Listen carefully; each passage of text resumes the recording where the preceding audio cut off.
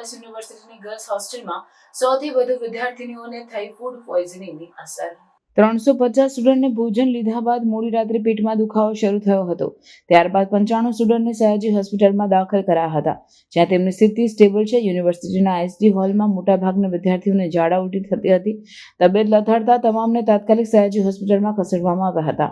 95 વિદ્યાર્થીઓને સયાજી હોસ્પિટલના વિવિધ વોર્ડમાં દાખલ કરવામાં આવ્યા છે। ઉલ્લેખનીય છે કે ખીર, પનીર અને દાળ ભાત જમ્યા બાદ 350 વિદ્યાર્થીનીને મોડી રાત્રે પેટમાં દુખાવો શરૂ થયો હતો। આ અંગે કેરળની વિદ્યાર્થીને જણાવ્યું હતું કે મેં રાત્રે હોસ્ટેલમાં ભોજન લીધું હતું, જેમાં પનીર ભુરજી, ખીર, રોટલી અને ભાત ખાધા હતા। રાત્રે 1 વાગ્યા પછી તબિયત લથડી હતી અને પેટમાં ખૂબ જ દુખતું હતું। હું હંસા મહેતા ગર્લ્સ હોસ્ટેલમાં રહું છું।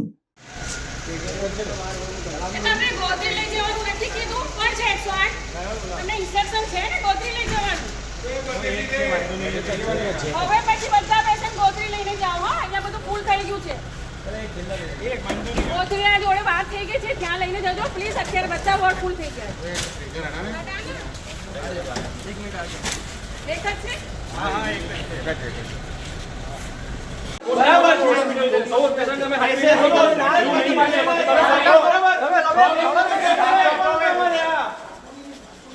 તમે સરકાર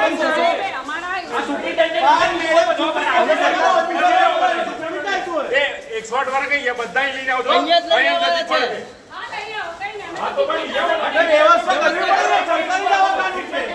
ટ્રીટમેન્ટ કરજો ના આગે તો તમે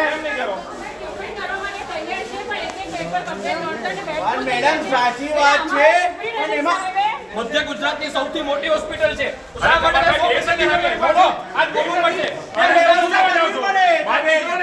એક શોટ વાર કે બધી લઈને આવજો। એમએસ યુનિવર્સિટીના ગર્લ્સ હોસ્ટેલના અંદર ગઈકાલે રાત્રે ભોજન કર્યા બાદ અડધી રાત્રે આપણા દીકરીઓને, બહેનોને પેટમાં દુખાવાની અને ઉલટીની ફરિયાદ આવી। ધીરે ધીરે 1-2 ફરિયાદ વધતા એક માસ ફૂડ પોઈઝનિંગ થયું હોય એવો એક કિસ્સો બહાર આવી રહ્યો છે। અહીંયા પ્રાથમિક સારવાર તમામ જેટલા પણ આપણા વિદ્યાર્થીઓ છે એમને વ્યવસ્થિત રીતે અપાઈ રહી છે। અને હવે જો માની લો કે હજુ વધારે કોઈ પેશન્ટ એવા ટર્ન આઉટ થાય કે એમને પણ વધારે આ પ્રકારના પ્રોબ્લેમ છે તો ગોત્રી હોસ્પિટલને પણ આ બાબતે જાણ કરવામાં આવી છે। એટલે એવું ના થાય કે એક સાથે એક જ જગ્યા પર વધારે પેશન્ટ આવે અને એની સારવારમાં મળવામાં એમને કોઈ પ્રકારનું કોમ્પ્રોમાઇઝ ફેસ કરવાનો સમય આવે। એના બદલે GMERSમાં પણ કહી દીધું છે, ત્યાં પણ હવે કોઈ નવા પેશન્ટ આવશે તો ત્યાં પણ એમને શિફ્ટ કરવામાં આવશે।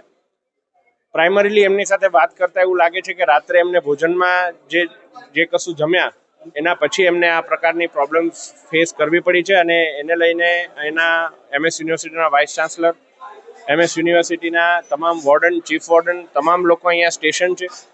અને અહીંયા વડોદરામાં વસતા એક વિદ્યાર્થી એ અમારા વિદ્યાર્થી છે। એમની સેફટી, એમની કાળજી એ યોગ્ય રીતે લેવાય એ બાબતની સૂચના વહીવટી તંત્રને પણ આપવામાં આવેલી છે।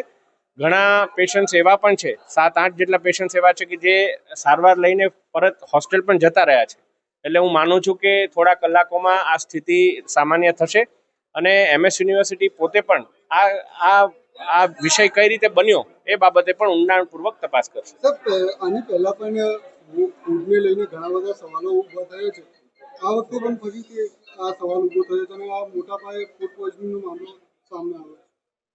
જે હું ચોક્કસ માનું છું કે જ્યારે એવા જે માસ કુકિંગ જ્યાં પણ થતું હોય ત્યાં ખાસ કરીને વરસાદમાં હાઇજીનના અમુક પેરામીટર્સ આપણે ધ્યાનમાં રાખવા જોઈએ।